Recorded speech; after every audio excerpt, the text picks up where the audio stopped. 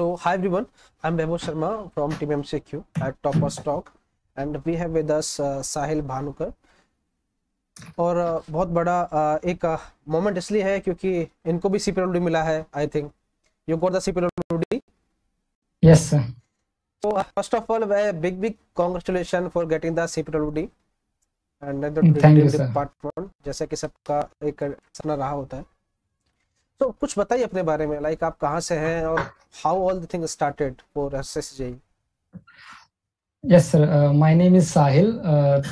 I am from Hisar Haryana. मैंने मेरी schooling Navodaya Vidyalaya से की है, हिसार से, और उसके बाद मैंने मेरी बीटेक NIT कुरुक्षेत्र से की है। फिर मैंने गेट की प्रिपरेशन स्टार्ट की थी सर। तो गेट में मार्क्स ठीक ठाक नहीं आए, लेकिन उसके लिए मुझे MTech में एडमिशन मिल गया था IIT गुवाहाटी में। तो फिर एक दो मेरी प्रिपरेशन नहीं हो पाई, प्रिपरेशन नहीं करनी थी मेरी ओवरऑल। तो फिर मैंने 1-2 महीने ज्वाइन किया, फिर MTech IIT गुवाहाटी मैंने छोड़ दिया था प्रिपरेशन के लिए सर। ओके, तो आपका बीटेक कब स्टार्ट हुआ था और कब आपका कंप्लीट हुआ है? सर बीटेक मेरा 16 से 220 बैच था सर, NIT कुरुक्षेत्र से सर। NIT कुरुक्षेत्र से, okay, it's a good yes thing. Sir. So BTech में आप NIT से ऑलरेडी है, जैसा कि NIT में जितना मैं समझ पाता हूँ ऑलरेडी एक हाइप रहा होता है गेट ESE का, उसको छोड़ यस करके सर। SSC JEE की तरफ इंक्लाइन करना, तो ये सब कैसे हुआ? सर ये एक्चुअली ऐसा था, मेरे कुछ 1-2 दोस्त हैं, मतलब टॉपर थे वो। तो वो NIT कुरुक्षेत्र से कॉलेज से जाते थे दिल्ली कोचिंग के लिए, स्पेशली गेट ESE कोचिंग के लिए। तो फिर हमने सोचा कुछ करना है, तो दिल्ली तो हम नहीं जा सकते थे। तो फिर एक हमारे कॉलेज के बाहर एक इंजीनियरिंग सक्सेस नाम से कोचिंग थी, तो मैंने और मेरे दोस्त ने वहाँ पे एडमिशन ले लिया। तो हमने 2 साल की जम के पढ़ाई, मंडे से फ्राइडे हम क्लास करते थे, सैटरडे संडे हम कोचिंग करते थे। तो सर 2 साल हमने की अच्छे से मेहनत, बट रिजल्ट वैसा नहीं आया। सिर्फ मार्क्स ठीक ठाक ही थे। तो मतलब आपको पता होगा सर गेट का तो कितना लेवल होता है, तो 50-55 तक ही रहे। मैंने 2 बार अटेम्प्ट दिया, तीसरे अटेम्प्ट तक फिर सर होता ही ना, एक बार अच्छे से प्रिपरेशन करते हो, फिर लगा कि नहीं अब गेट का तो नहीं हो पाएगा। फिर उसके बाद जब फिर सोचा कि चलो गेट तो अपने लिए नहीं बनाए, तो फिर मैंने SSC JEE का सोचा प्रिपरेशन के लिए। तो फिर मैंने SSC JEE प्रिपरेशन स्टार्ट की थी पिछले साल से ही। 2022 फेब में गेट हो गया था, तो मार्च से मैंने स्टार्ट कर दी थी। तो SSC JEE की मेरी जर्नी रही होगी 1.5 साल की सर, 1.5 साल तक। ओके, तो आप ये बताइए कि आपके SSC JEE प्रीलिम्स में मार्क्स कितने थे? सर जब मैं 220 में कॉलेज से निकला, तो तब फॉर्म निकले हुए थे SSC JEE के। तो सोचा तो नहीं था, लगा था कि गेट से शायद PSU मिल जाएगा, PSU नहीं मिला तो MTech कर लेंगे किसी अच्छे कॉलेज से। तो मार्क्स तो PSU तो नहीं मिल पाया, बट मैंने MTech के लिए ट्राई किया। मैंने सोचा कि चल MTech भी कर लेंगे, साथ साथ में पढ़ाई भी होती रहेगी। बट MTech में मैंने एडमिशन लिया IIT गुवाहाटी में, फिर लगा कि प्रिपरेशन तो नहीं हो पाएगी, फिर मैंने 2 महीने बाद छोड़ दिया था। तो जब मैं 220 में कॉलेज से निकला, तो मैंने पहली बार SSC JEE का पेपर दिया था। उसमें सर 200 में से मेरे 60 मार्क्स भी नहीं आए थे, अराउंड 58 मार्क्स ही आ पाया था। तो उसके बाद सर फिर मैंने, जब मैं जैसे कि मैंने आपको बताया 1.5 साल मैंने SSC JEE की तैयारी शुरू की थी, पिछले साल से ही 220 फेब के बाद मार्च से। तो उसके बाद तो मेरे पास सर ये था कि 21 में तो वैकेंसी आई नहीं थी, तो डायरेक्ट 22 में वैकेंसी आई थी। तो पहली बार मेरे 58 मार्क्स थे, फिर लगभग 1.5 साल था मेरे पास तैयारी करने के लिए। तो मेरे 200 में से मैंने 151 ही अटेम्प्ट किए थे, तो मेरे अराउंड 130 मार्क्स आए थे, और फिर नॉर्मलाइज होके 151 में से 139 मार्क्स हो गए थे सर। आपके इसमें 139 मार्क्स थे और आपका कैटेगरी कौन सा था? SC category sir. SC category था। और आपका टेक्निकल, रीजनिंग और यस सर। GS/GK में मार्क्स क्या था? सर मेरा टेक्निकल में 90 अटेम्प्ट किए थे मैंने, अराउंड 73 मार्क्स मिले थे मेरे को। रीजनिंग में 44 में से 42 मार्क्स, मतलब 42 क्वेश्चन ठीक थे मेरे 44 में से। GS मेरा अच्छा था, लेकिन क्वेश्चन बड़ा टफ आ गया था सर। तो 19 में से मेरे अराउंड 17 क्वेश्चन सही थे सर। तो GK GS के लिए आपने क्या रेफर किया? आपके सोर्सेस क्या थे GK GS के लिए? सर जीके जीएस के लिए एक टीचर थे अनुराग सर, पहले अनअकैडमी में पढ़ाते थे, फिर अनअकैडमी छोड़कर उन्हें यूट्यूब से स्टार्ट कर दिया। तो वो specially SSC JE CGL specially SSC के लिए पढ़ाते थे वो। तो शुरू में सर जैसा कि मैं आपको बताया मेरे 58 मार्क्स थे, उस 58 में से शायद 2 या 3 मार्क्स होंगे मेरे जीके में। जीके में बिल्कुल 0 था सर। तो उन्हीं सर से मैंने पढ़ा है स्टार्टिंग से लास्ट तक। तो वो सब पढ़ाते थे, जियोग्राफी हो गया, history, polity, current affair, SSC JE के लिए भी, सीजीएल के लिए भी, सब के लिए। तो उन्हीं से मैंने पढ़ा था पूरा, 19 के नोट्स बनाए थे पूरे पूरे, पूरा पॉलिटी, पूरा हिस्ट्री, और उन्हीं से सर मैंने क्वेश्चन वगैरह उन्हीं से किए थे सर पूरा पूरा।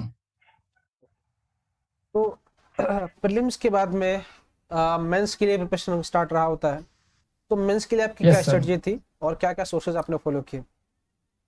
सर एक्चुअली मेरी प्री से पहले मेरी तैयारी अच्छी खासी हो गई थी एसएससी जेई प्री की। तो 2 महीने पहले मैंने सोचा कि मेंस की तैयारी अभी स्टार्ट करूं या उसके बाद स्टार्ट करूं। तो उसके बाद एक ये भी था ना सर, जैसे मैं हरियाणा से आता हूं, तो उस टाइम पे नवंबर में अक्टूबर में, हाँ नवंबर एसएससी परी था, और 5 नवंबर को मेरा हरियाणा सीटी का एग्जाम था। अगर हरियाणा सीटी में आप क्वालिफाई होते हो तभी आप हरियाणा जेई का एग्जाम दे सकते हो। तो इसीलिए फिर सोचा कि ये तो मेंस की तैयारी नहीं हो पाएगी, तो मेंस की तैयारी स्टार्ट की थी मैंने एसएससी जेई प्री के बाद ही। तो मेरे पास आई थिंक नवंबर में 14 नवंबर को एसएससी प्री हुआ था, और फेब में मेंस का एग्जाम था। तो अराउंड मेरे पास 3.5 मंथ थे, तब तक मैंने बिल्कुल छुआ भी नहीं था मेंस को। तो उन 3 महीने में एक कोचिंग लिया था मैंने 2 महीने के लिए, तो उनसे मैंने कोचिंग की थी। इसके अलावा फिर बाकी मैंने टेस्ट सीरीज देता रहा था सर, मैं टेस्ट सीरीज दी थी मैंने। Yes sir. ओके, तो आपने मेंस के लिए एसएससी जेई मेंस को रेफर किया, और टेस्टेज आपने कौन कौन से लिए थे? सर टेस्ट सीरीज मैंने 3 इंस्टीट्यूट का लिया था। एक टीम एमसीक्यू का लिया था, एक एवर एग्जाम का लिया था, और एक सिविल की गोली का लिया था सर। ओके, तो आपने सारे टेस्ट पूरे लगाए थे? यस सर, बिल्कुल लगाए थे सर मैंने। अराउंड 20 प्लस थे सर, टोटल 20 प्लस लगाए थे सर मैंने पूरे। ओके, तो पीछे जाते हैं, जैसे कि आपको कॉलेज मिला एनआईटी कुरुक्षेत्र, जैसे कि सबका रहा होता है, मेरा भी सेम था कि आईआईटीज नहीं मिला, एक रिग्रेट रहा होता है। तो how you face that thing right now, कि वो मिला होता तो कहीं और होते, या फिर थोड़ा और मेहनत कर लेते जेईई एडवांस के टाइम पे? तो have you any kind of regret of that? Sir actually उस टाइम पे रिग्रेट हुआ था कि अच्छे से, क्योंकि सर मैं कोटा गया था 1 साल के लिए, तो अच्छी मेहनत की थी मैंने, 1 साल पूरा लगाया था। तो मार्क्स मेरे ओवरऑल अच्छे मार्क्स थे, बट मैथ की कट ऑफ जो होती है, इंडिविजुअल सब्जेक्ट की कट ऑफ होती है, वो क्लियर नहीं हो पाई थी। तो इस वजह से मेरा आईआईटी में तो नहीं हो पाया था, एनआईटी मेरे को मिल गया था। तो उस टाइम पे मैं सोच रहा था कि आईआईटी बॉम्बे, दिल्ली, ये सब सोचते हैं जो भी प्रिपरेशन करता है। तो तीसरी में प्रेफरेंस थी आईआईटी गुवाहाटी की, क्योंकि देखने में अच्छा लगता था, तो सोचता था मैं यहाँ जाऊँ मैं। तो तब तो मेरा हो नहीं पाया था, लेकिन जब मेरा एमटेक में आईआईटी गुवाहाटी में हुआ तो मैं बड़ा खुश था सर। लेकिन फिर वही होता है ना कि आपको समय के साथ पता चलता है कि हो सकता है आपके लिए वो चीज़ अच्छी ना रही हो जैसा हम पहले सोचते हैं। तो फिर सर मुझे मिला भी एमटेक आईआईटी गुवाहाटी में। फिर जैसा मैंने आपको बताया कि प्रिपरेशन के लिए फिर मैंने वो छोड़ना पड़ गया था, क्योंकि सर ये है ना कि सिविल के लिए यदि आप एमटेक में जाते हो तो प्राइवेट कर सकते हो, वरना फिर आपको अगर प्राइवेट पसंद नहीं आए फिर प्रिपरेशन करनी पड़ेगी। तो शायद इसी वजह से फिर मैंने छोड़ दिया सर एमटेक।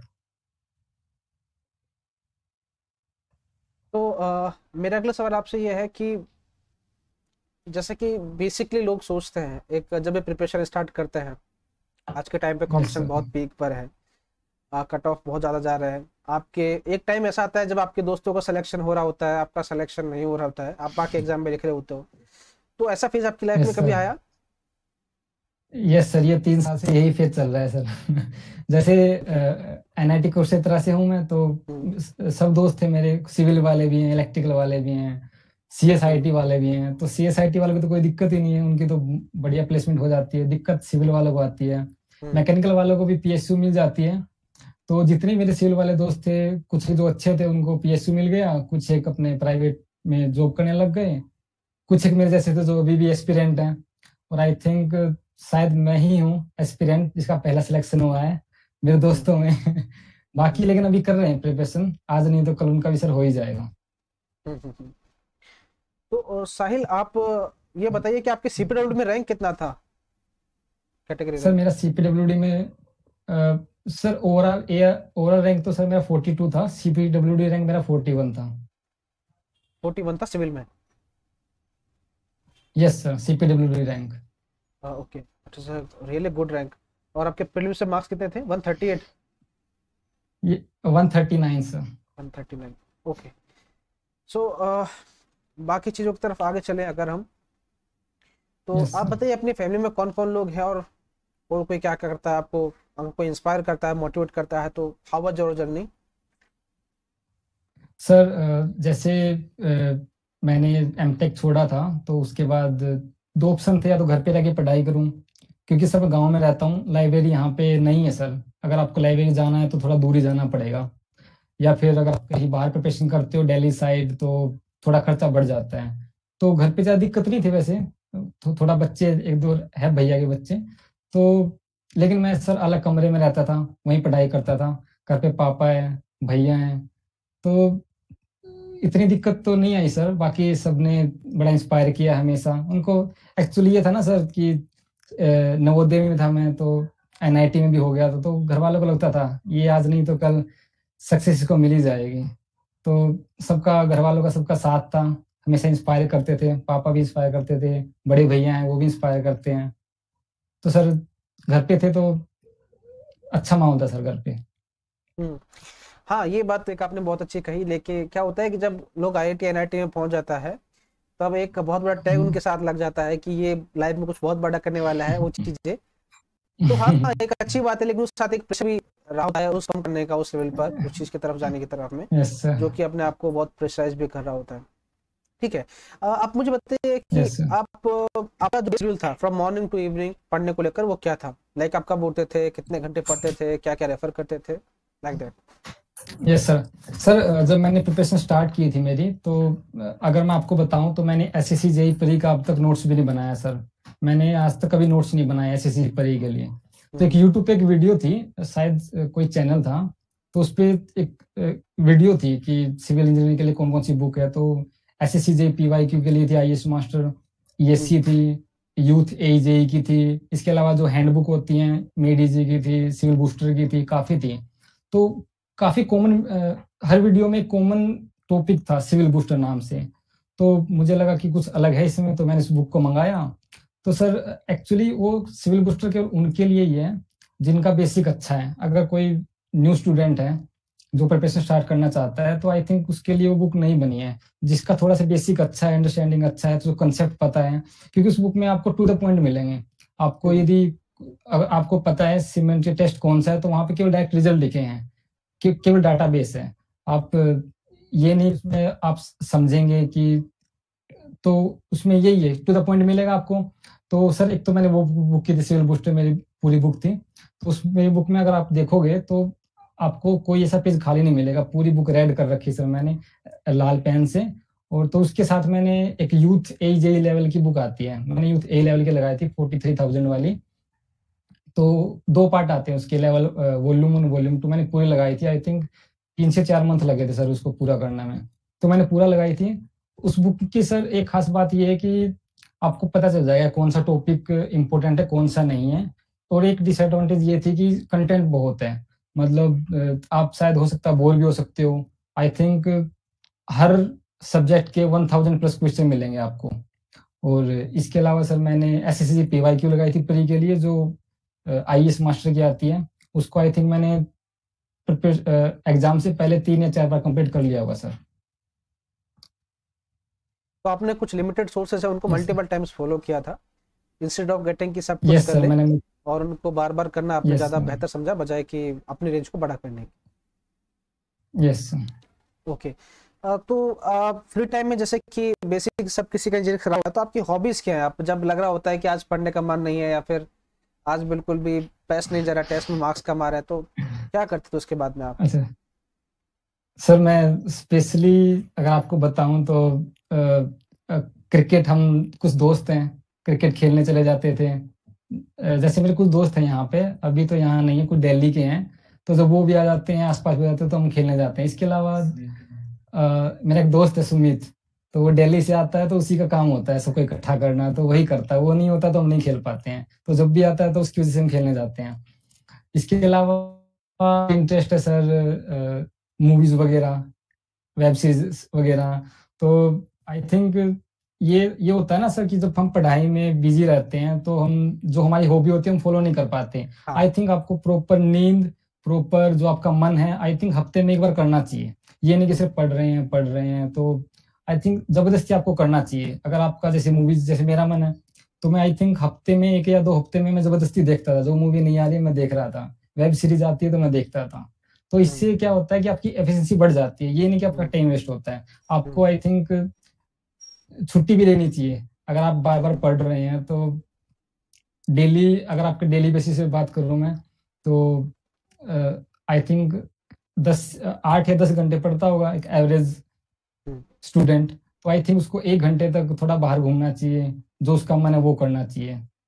यस।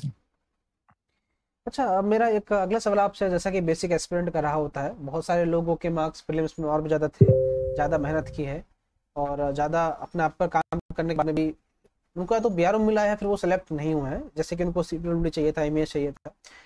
तो उनके लिए आप कुछ बोलना चाहेंगे, आप उनके लिए कुछ मैसेज देना चाहेंगे एट लास्ट?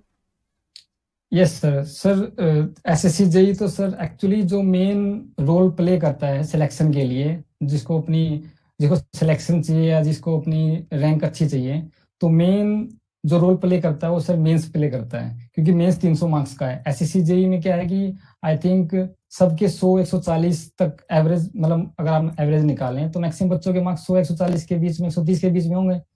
तो लेकिन मेंस 300 मार्क्स का है। वहां पे एक क्वेश्चन आपको 15 मार्क्स का, 20 क्वेश्चन का मिलेगा। एक क्वेश्चन में गलत होता है तो आप 15-20 ऊपर नीचे हो जाते हैं। तो अगर मैं कहूँ कि तो मेन जो रोल प्ले है वो मेंस का ही है। तो सर जैसे मैं आपको बताया कि मेंस के लिए मेरे पास ज़्यादा टाइम नहीं था, 3 महीने थे। तो सर मैंने कभी भी ईएससी पीवाईक्यू नहीं लगाया। इसका मतलब ये नहीं है कि आपको नहीं लगाना चाहिए मेंस कन्वेंशनल, मेरे पास टाइम नहीं था इसलिए मैंने नहीं लगाया। इसके अलावा मैंने जो एसएससी पीवाईक्यू थी, जो मेंस की बुक आती है आईईएस मास्टर की, उसको आई थिंक मैंने 3 से 4 बार कंप्लीट किया होगा 3 महीने में सर। तो मैंने बार बार वही लगाया।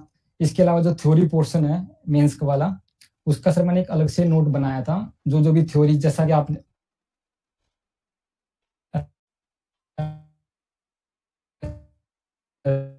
आपको तो पता ही होगा, ये आप ही गाइड करते थे हमको, तो हम आपसे तो अप टू द पॉइंट लिखिए। थ्योरी में यदि कोई डायग्राम है उसको अच्छे से प्रॉपर बनाइए।